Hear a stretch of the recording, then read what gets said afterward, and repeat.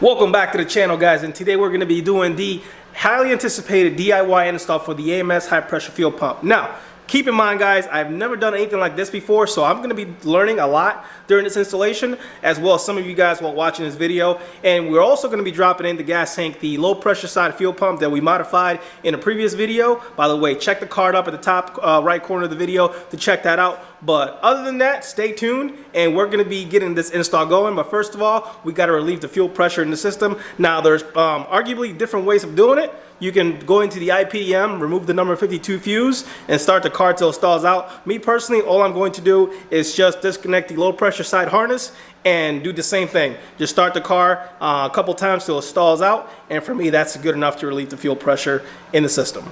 Now, this is a completely new camera. I hope you guys can see me and hear me just as good as before, if not better. But this is actually a better setup that I was more comfortable with shooting my videos with, so hope you guys enjoy. Quick reminder, guys, this bench seat simply is removed by pulling up on the bottom part of it. If you have a Q60, a Q50 is maybe a little bit different, but just keep that in mind. You can simply pull them up on both sides and just take it out. You have access to the fuel pump, which is on the passenger rear. Now, after just one turn with the 10mm crescent wrench, my plastic piece literally just came out, so that you can just go ahead and begin and untwisting the 10mm nut that's on there as well.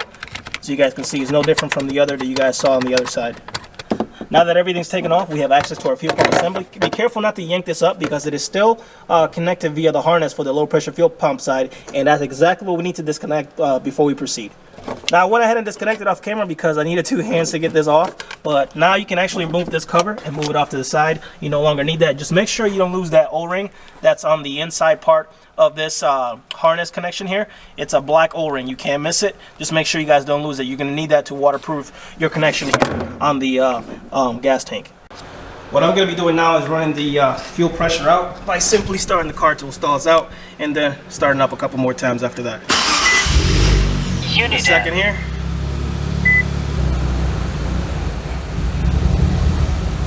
Holy cow, that's a lot of fuel pressure.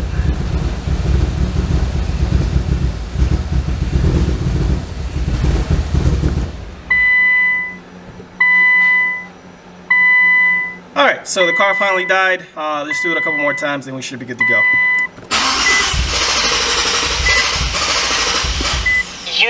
Alright, nothing there.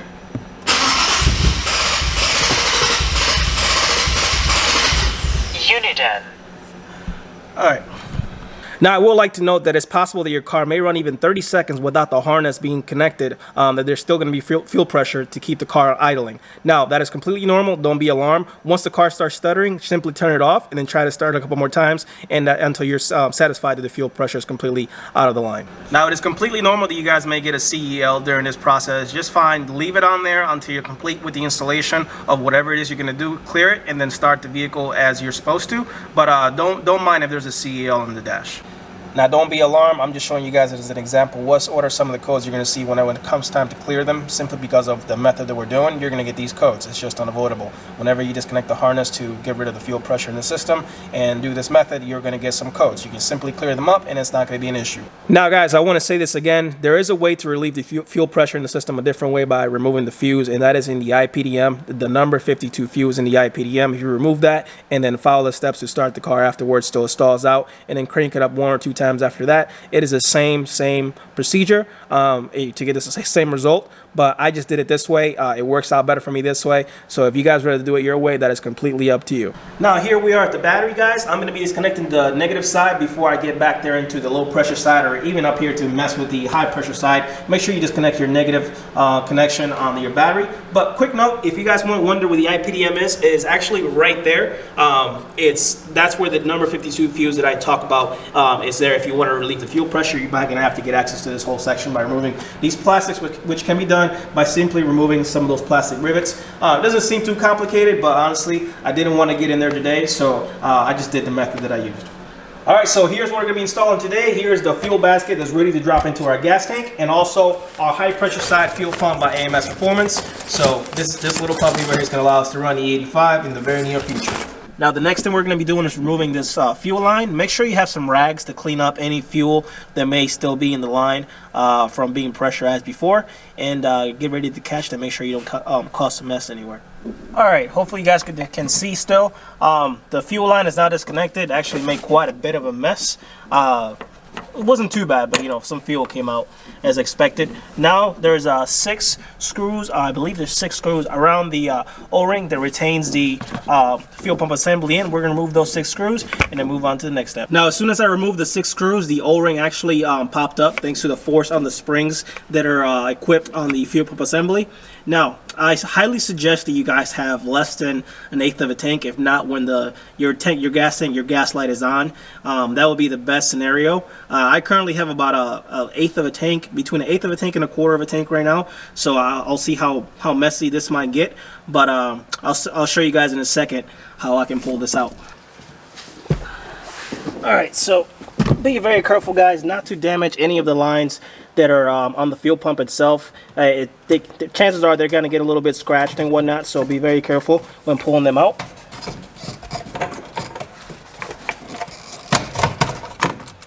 Alright, so, oh boy, this is going to be a mess. The bobber.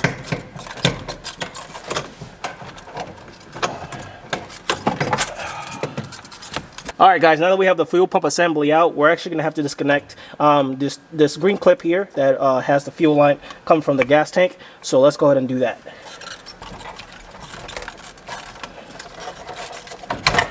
Alright, that line is disconnected. Alright guys, so now we're going to put in our actual modified fuel assembly back in. Now keep in mind not to damage any of these lines, because I just saw from taking that out, I struggled a little bit and I actually damaged my factory fuel pump assembly fuel line. So with that being said, make sure you don't put any kind of pinholes in this, or you're going to have serious issues in the future, like DCT codes and stuff like that. So keep that in mind when putting this out and taking it back in.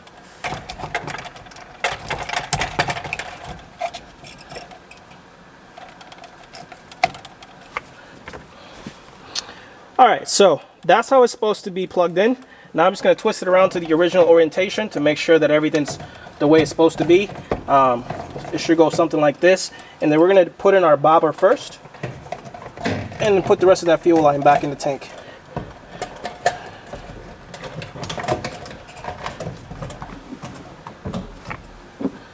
Alright.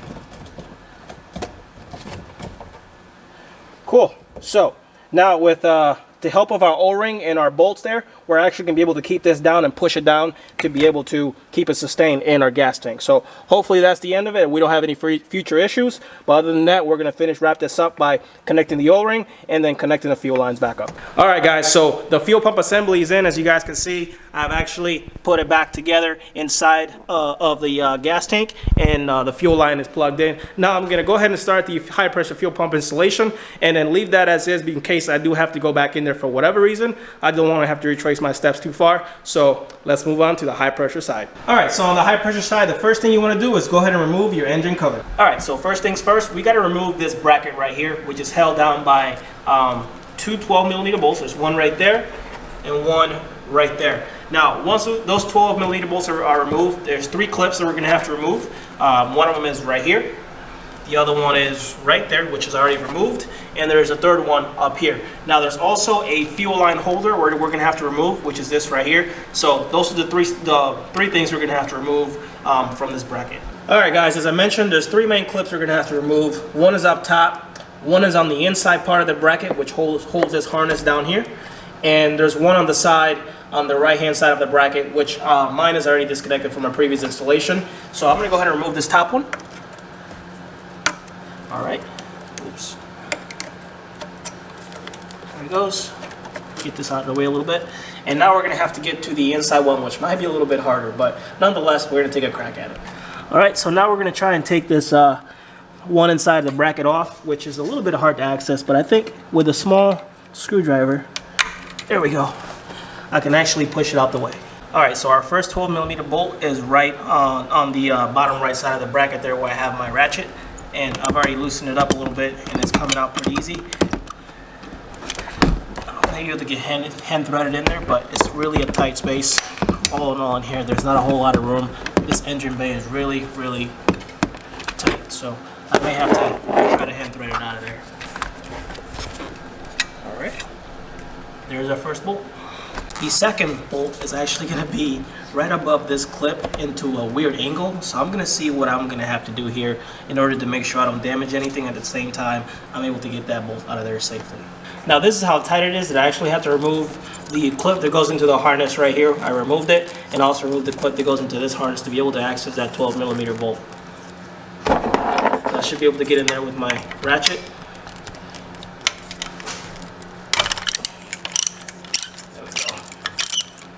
And that bracket's coming loose. So I'm just going to hand thread it the rest of the way.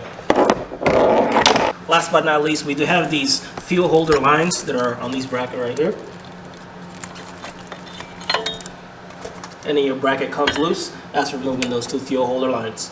Now, if equipped, there is a sound deadening cover that is held by this bracket right here that is being held down by a 10mm bolt. So we're going to go ahead and remove that 10mm bolt. Do the trick, and then we can proceed by removing the sound deadening cover.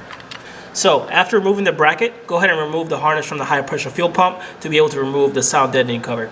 Should be a clip on the side. There it goes, and then we can remove our sound deadening cover. Now in this step, we're going to be removing the low pressure side coming into the high pressure side, and we're going to be starting to do that by removing this red lock tab here. Now be careful with it because it could snap and break, and that will be an issue. So be very careful with this tab, guys. Alright, I can't see the other side. There it goes, and we got that tab out of there.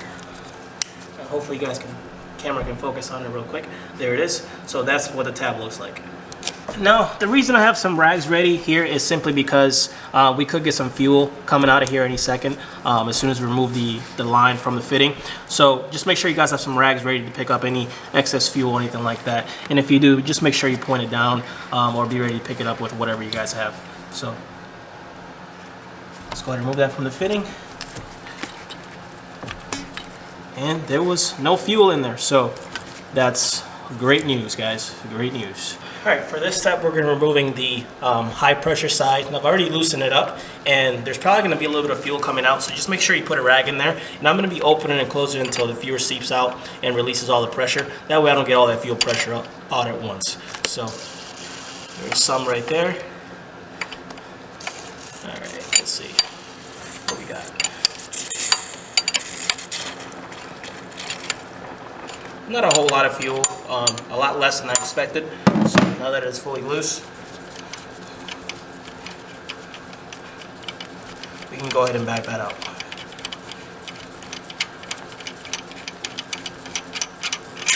And there is our fitting. All right, in this step, we're going to be loosening up the two bolts holding the high pressure fuel line. Do not remove them, just simply loosen them up enough where you can have some wiggle room, because the next step, we're going to be actually removing the high pressure fuel line, or excuse me, the high pressure fuel pump. So I'm going to go ahead and loosen these up a little bit. And move on to this one.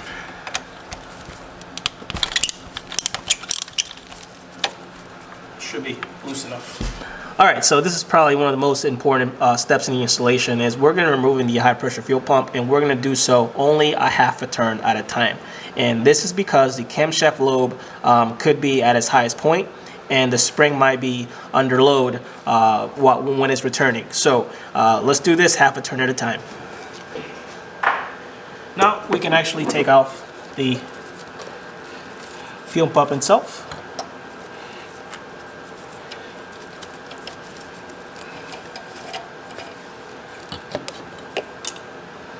Alright, so this is what it looks like when the high pressure fuel pump that comes stock is removed. Now, as you guys can see, that indicator right there, that small half circle shape thing right there, that is the camshaft lobe indication that AMS tells us to go by. So that's telling me that the bucket is at its highest point. So in order to get that to the lowest point, which it needs to be there in order to install the high pressure fuel pump, there's the way that they recommend doing this by moving the crank and having somebody push down on the bucket at the same time in order to get that to its lowest position, which the picture that I'm going to show you guys here, and as you guys can see, this picture shows you guys both positions just for future reference, but I'm going to be doing something different today. What I'm going to be doing is putting on the high pressure fuel pump and turning it half a turn at a time. Now, this is very critical and a very important way of doing it. I wouldn't say it's an important way of doing it, but it's a very delicate way of doing it. You guys want to be very careful when you guys are putting this high pressure fuel pump half a turn at a time. You're being very, very careful because you do not want to damage anything in your fuel system.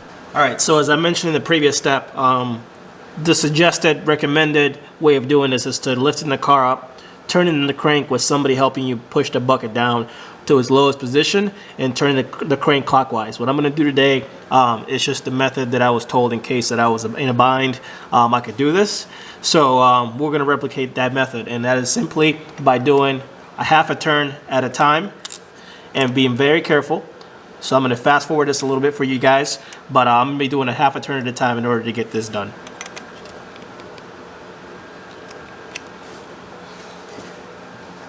All right, so that is in place. It's not moving. I'm not going to torque it down yet, but the next step that needs to be done is to realign the high pressure side line to align with the high pressure fuel pump. Now, it is recommended that you guys do not do this adjustment with the fuel pump on, but you know, in this case where I don't want to do the other method where it's suggesting the instructions, I'm simply going to adjust the line and be being very careful not to damage this fitting or touch it any type of way at the point during this adjustment of the line. So in this step, since it requires us to modify the fuel line location to bending it or whatnot, I'm going to remove this bracket. I've already loosened it up to kind of get it out the way, just so that I can access better this area and not have to possibly damage anything else. This is a huge help by getting this bracket out the way. As you can see, it'll give you access to the fuel line itself. 2 hours later.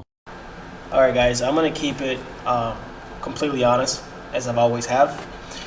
The high pressure line that you're required to bend to get this into the fitting took a long time, and I'm still not 100% sure if the thread is supposed to go all the way to the end. That doesn't really specify in the instructions. But with that being said, I definitely have to take a rag, put it over the line to get some vice grips or channel locks to even bend the lines, because by hand it's still a pain in the butt.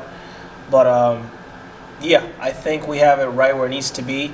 So we're going to continue with the rest of the installation, but I would definitely recommend this in the hands of a professional if you can help it, because DIY, even though this line is only $56 from Infinity, I highly recommend that you guys either get a spare to make sure you have one in case something goes wrong, or simply just having somebody do it right. Or if you're knowledgeable enough, this is my first time messing with this kind of stuff, period, so I'll be 100% completely honest with you guys. I had a really hard time bending this line, and I definitely scratched up the lines up a little bit, quite a bit, I should say. But nonetheless, we have the fitting on there, and I'm going to see how that goes for the rest of the install. So we're going to keep going. All right, guys, what we're going to do now is torque the AM8 bolts on the high pressure fuel pump to 22 pounds, and that should do it. That's one side. Let's get the other side.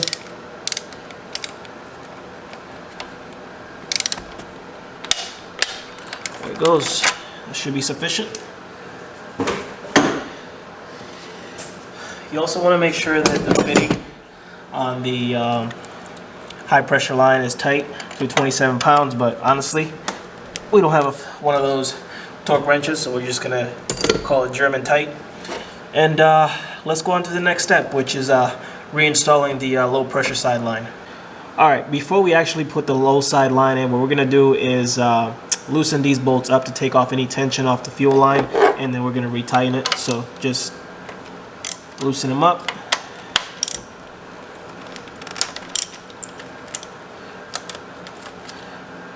And then retighten it.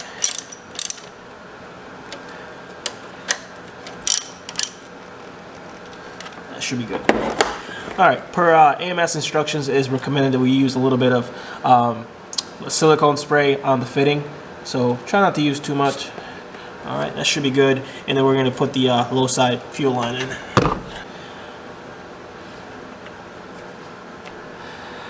Alright, so now that we have the low side connection in, I'm actually going to put the red lock tab back in. Now this might be a pain in the butt to put in. I'll put a bunch of rags down. Hopefully something will catch it in case I do drop it, but that just might be a long shot. There it goes. That actually went in a lot easier than I expected. So there's a low side connected. Now, according to AMS, if you use your flex kit, you guys can keep this bracket and put it back on. But since I am not going to be using their flex kit, I have the Fuel flex kit. I am going to be taking this bracket off, and it's no longer needed for this install.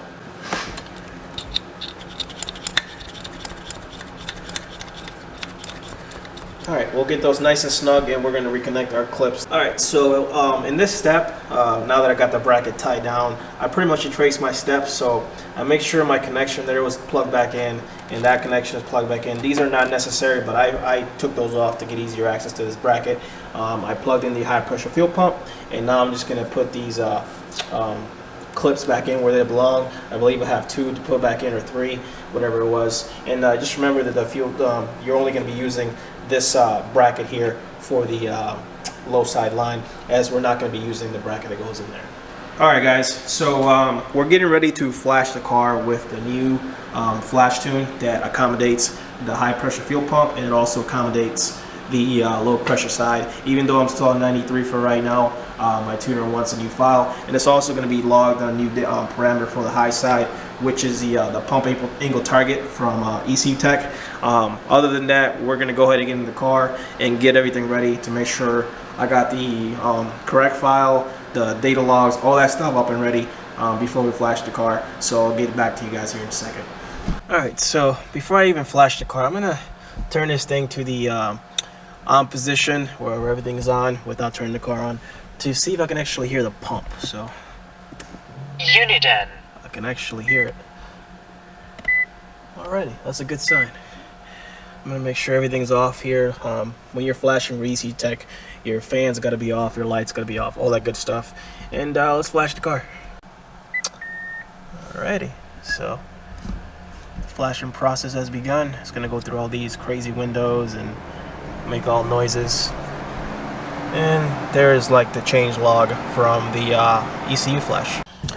Alright, so our flashing sequence is now completed. I did hear the pump a couple of times during that, so it's a good sign that it's working. So what I'm going to do is actually, since I have remote start, I'm going to get out of the car and start from a remote start, just to keep an eye on any leaks, and if I have a chance to stop the car before there's any bigger leaks. Alright, moment of truth, so let's see what happens.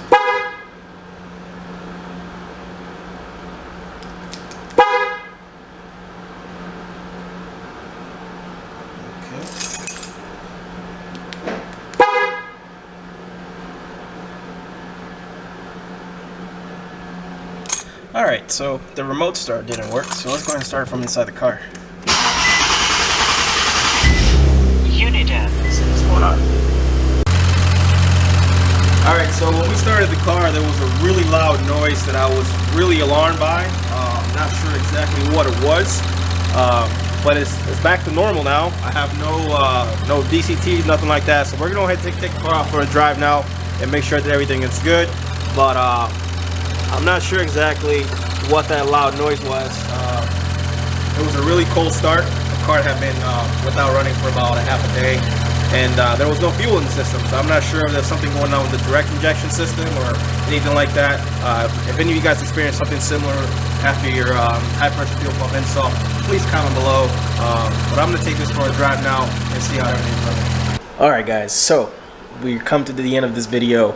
This installation is complete. Now, as you guys saw, I did run into some issues. One, bending the fuel line. I thought that was really difficult for me to do, to get it correct, positioned correctly. Maybe it's just, it's my first time doing this, so I've never done anything like this before. So I do apologize if it's not straight direction, but again, I like to let you guys know that my channel, although I do a lot of DIYs on this channel, some of these things I've never done before, and I still attempted for you guys to hopefully show you maybe a step you're missing if you're attempting this yourself. So with that said, definitely bending the fuel line. I also didn't follow the instructions by AMS according to the instruction manual about the camshaft lobe. If the camshaft lobe is at its highest point, you guys are supposed to move the crank and have somebody help you in order to get that to the lowest position and then put the high pressure fuel pump in.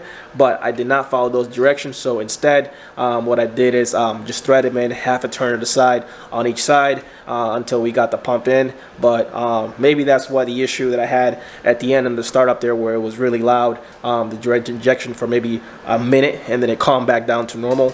I've never heard it that loud before, so hopefully, fingers crossed, everything is good. I didn't mess up anything, but you live and learn from your mistakes. So if that's the case, you know, we'll live with it. But like I said, I've never done this before, and thank you guys so much for tuning in today and getting this experience in with me. So hopefully this might help you guys in the future with your DIY on your fuel system or your fuel pump system. I know this video was, a lot of you guys have been asking me about it, but I definitely did not anticipate for it to be that difficult bending the lines. It was for me, maybe not for you guys or a professional installer, but nonetheless I still attempted it for you guys. And yeah, I appreciate you guys' support this far. We're at 2,500 subscribers, guys, 2,600 I believe. So thank you so much for your support. Thank you, thank you, thank you. If you like today's video, go ahead and give it a like. If you haven't subscribed to the channel, go ahead and subscribe to the channel, and I'll see you guys in the next one.